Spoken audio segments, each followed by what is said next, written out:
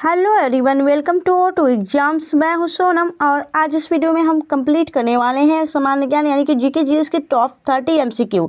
यह GK GS के top 30 MCQ आपके हर एग्जाम के लिए इंपॉर्टेंट हो जाते हैं। चाहे आप किसी भी गवर्नमेंट एग्जाम की तैयारी कर रहे हो, उन सभी के लिए यह आज का practice set to very very important हो जाती है। याद रखिएगा, यह प्रैक्टिस सेट आपके PYP पर आधारित प्रश्न है, यानी PYP यानी कि प्रीवियस ईयर्स पेपर पर आधारित ये प्रश्न हो जाते हैं। तो आप लोग इस क्लास को बिल्कुल मिस मत करिएगा। यह क्लास वेरी वेरी इंपॉर्टेंट है आपके सभी एग्जामों के लिए।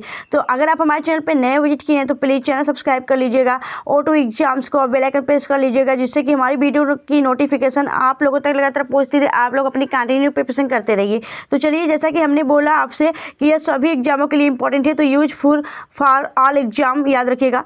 चलिए चलते हैं पहले क्वेश्चन तरफ। पहला क्वेश्चन आपसे यहाँ पे पूछा गया है कि नल सरोवर झील किस राज्य में स्थित है। तो नल सरोवर झील जो है यह आपके गुजरात राज्य में स्थित है। और इम्पॉर्टेंट क्यों है यह याद रखिएगा कि जो नल सरोवर झील है ना, यह एक आर्द्रभूमि साइट्स है, ठीक है, एक रामसर स्थल है यह, और यह एक पक्षी अभ्यारण्य भी है, तो इसलिए इम्पॉर्टेंट है।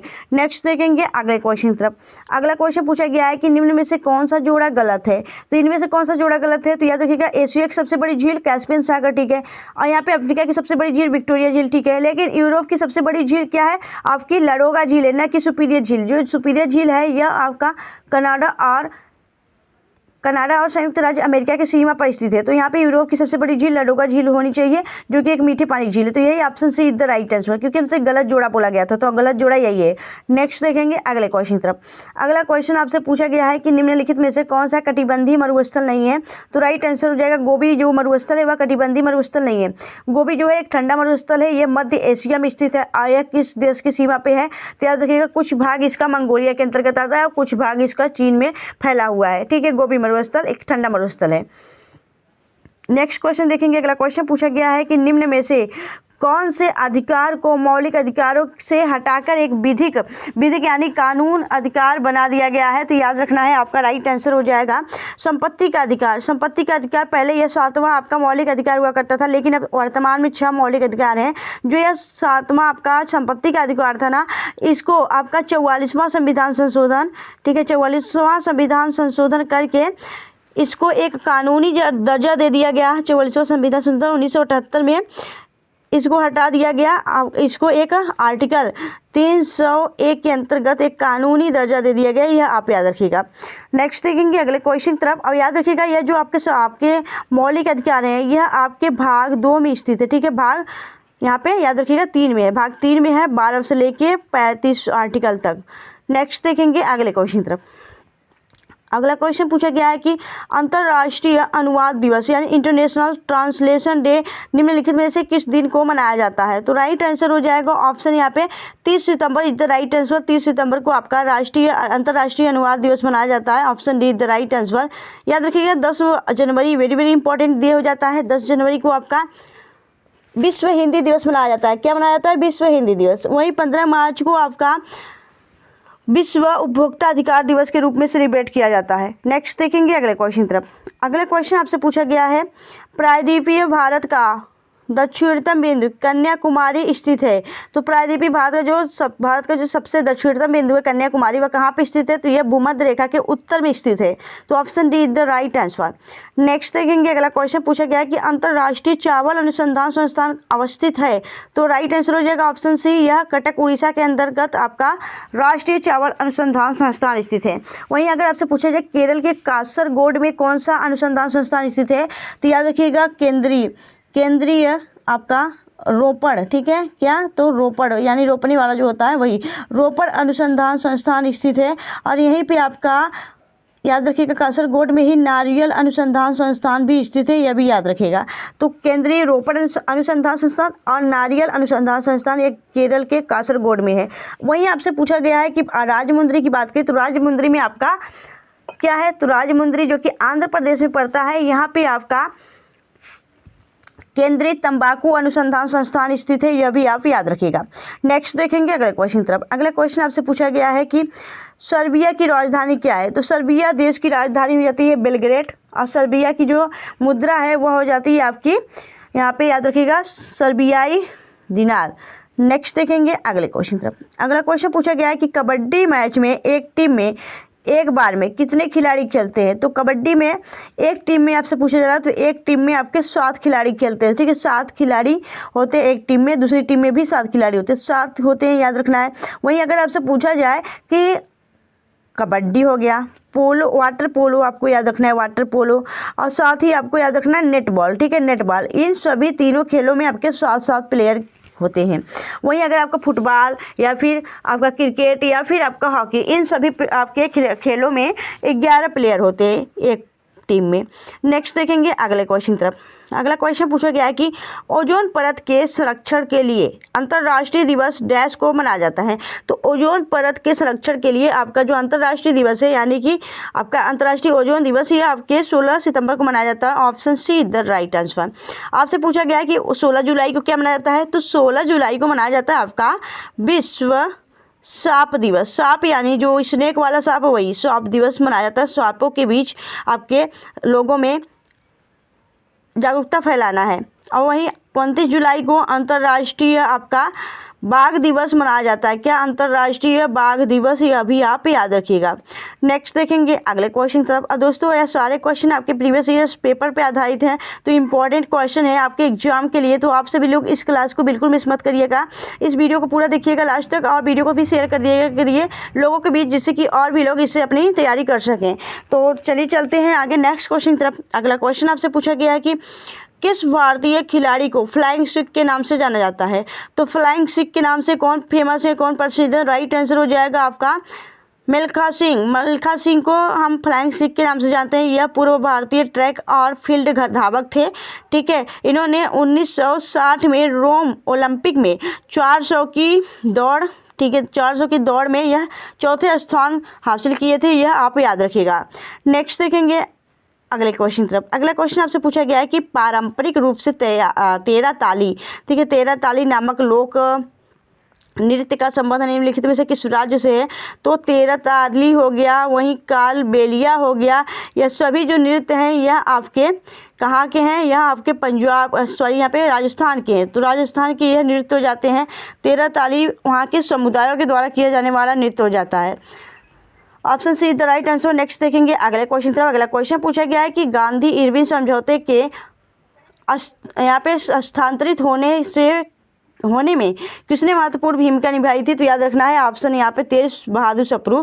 तेज बहादुर सप्रू ने गांधी और इरविन के बीच एक मध्यस्थता का काम किया था। Option be the right answer. Next देखेंगे अगले क्वेश्चन तरफ। नेक्स्ट क्वेश्चन पूछा गया है कि 1916 में भारतीय राष्ट्रीय कांग्रेस के लखनऊ अधिवेशन की अध्यक्षता किसने की थी? तो 1916 में जो भारतीय राष्ट्रीय कांग्रेस की लखनऊ अधिवेशन की अध्यक्षता हुई थी, उस समय उसके अध्यक्ष अंबिका चरण मजूमदार थे। तो यहाँ पे ऑप्शन यहाँ पे be the right answer. Next देखेंगे अगला क्वेश्चन आपसे पूछा गया है कि अकबर का प्रसिद्ध राजस्व मंत्री कौन था? तो अकबर का राजस्व प्रसिद्ध मंत्री जो थे वह थे आपके Todarmal. Option A the right answer. Next question, 1905 में बंगाल की विभाजन के फलस्वरूप आंदोलन आगे बढ़ा था। तो 1905 के दौरान कौन सा आंदोलन आगे बढ़ा था बंगाल विभाजन के समय?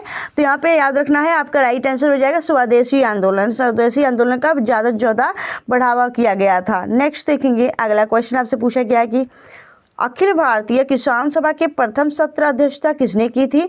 तो राइट आंसर हो जाएगा यहाँ पे Swami Sahajanand. Option A the right answer. Swami Sahajanand ने अखिल भारतीय किसान सभा के प्रथम सत्र के अध्यक्ष थे। नेक्स्ट देखेंगे अगला क्वेश्चन पूछा गया है कि महात्मा गांधी के चंपारण सत्याग्रह का विरोध किसने किया था? तो राइट आंसर हो जाएगा यहाँ पे एनजी रंगा ने चंपारण सत्याग्रह का विरोध किया था। महात्मा गांधी का यह पहला चंपारण सत्याग्रह हुआ था 1917 में बिहार में नील की खेती जब उस पर आपके लगाया जा रहा था, तो उस समय यहाँ पे किसने आमंत्रित किया था चंपारण आंदोलन के बारे में? चंपारण की नील की खेती पर लगान लगाने की बात यह किसने बताई थी? तो राजकुमार शुक्ल ने यह बात महात्मा गांधी जी को बताई थी और चंपारण आने के लिए उनसे आग्रह किया था। तो यह याद रखना है। नेक्स्ट देखेंगे अगले क्वेश्चन तरफ। अगला क्वेश्चन आपसे पूछा गया है कि भारतीय संविधान में शामिल नीति निर्देशक सिद्धांत किसके संविधान से प्रेरित है?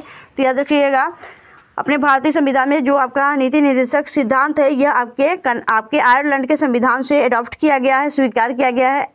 याद रखना है यह DPSP है आपका DPSP, यहाँ पे DPSP, ठीक है। डायरेक्ट प्रिंसिपल स्टेट पॉलिसी याद रखिएगा। और याद रखना है यह कि यह किस आर्टिकल के अंतर्गत है। तो DPSP जो है यह आपका आर्टिकल यहाँ पे याद रखना है 36 से लेके आपका, ठीक है, 51 तक है और यह भाग 4 में है, संविधान के भाग 4 में।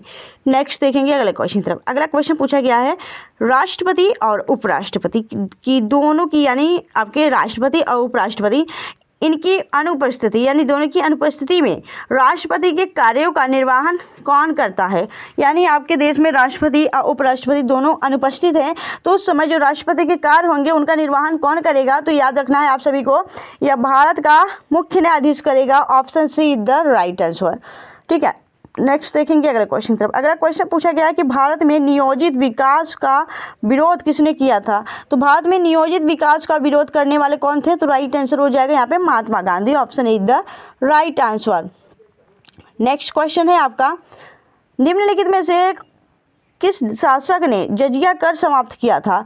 तो जजिया कर समाप्त करने वाले कौन से शासक थे। तो अकबर ने जजिया कर खत्म करने का आदेश दिया था।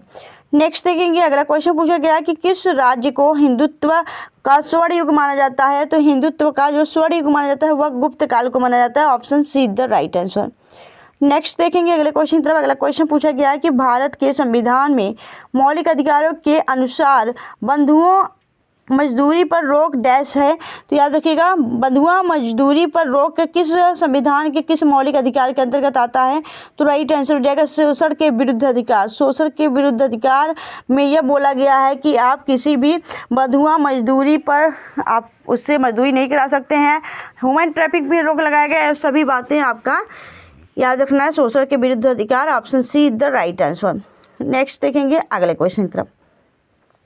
अगला क्वेश्चन पूछा गया है कि उच्च तापक्रम पर पृथ्वी की सतह के नीचे स्थित गैस युक्त पिघली हुई चट्टान सामग्री को डैश कहा जाता है। तो राइट आंसर हो जाएगा, उसे हम लावा कहते हैं। Option be the right answer. Next देखेंगे अगला क्वेश्चन तरफ। अगला क्वेश्चन पूछा गया है ओलंपिक के झंडे में कितने रिंग्स होते हैं। तो ओलंपिक झंडे आपने देखे होंगे, उसमें कितने रिंग्स होते हैं। उसमें 5 रिंग होते हैं। और किस तरीके से होते हैं। तो इस तरीके से आपके रिंग दिखाए गए होते हैं, ठीक है।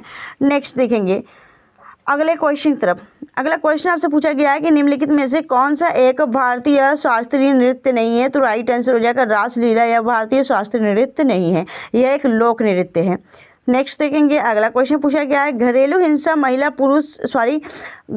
महिला सुरक्षा कानून कब लागू हुआ था। तो घरेलू हिंसा महिला सुरक्षा जो कानून है यह 2002 में लागू किया गया था। यहाँ पे 2005 होगा। Option B C is the right answer, ठीक है। 2005 इज द राइट आंसर।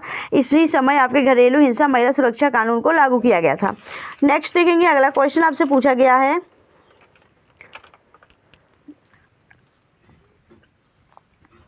निम्नलिखित में से गांधी जी को वन मैन बाउंड्री फोर्स कहकर किसने संबोधित किया था। तो वन मैन बाउंड्री फोर्स कहकर संबोधित करने वाले कौन से व्यक्ति थे। तो माउंटबेटन थे। Mountbatten is the right answer. Option C. Next देखेंगे अगला क्वेश्चन पूछा गया है सुंदरवन राष्ट्रीय उद्यान भारत के किस राज्य में स्थित है। सुंदरवन राष्ट्रीय उद्यान आपके पश्चिम बंगाल में स्थित है। ऑप्शन यहाँ पे D is the right answer. यहाँ पश्चिम बंगाल में कुल आपके 6 आपके राष्ट्रीय उद्यान स्थित है। कौन कौन से।